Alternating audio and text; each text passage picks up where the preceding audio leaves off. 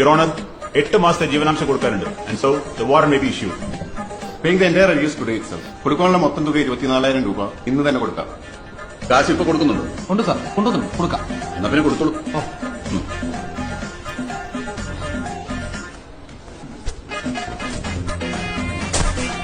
ഇതെന്ത് ചാക്കിനകത്ത്?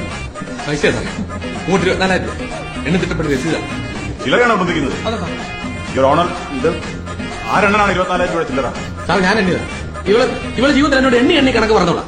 എണ്ണി എടുത്തോട്ടെ, അഥവാ കൊറോണ അത് കൊടുക്കാൻ ഞാൻ തയ്യാറാണ്.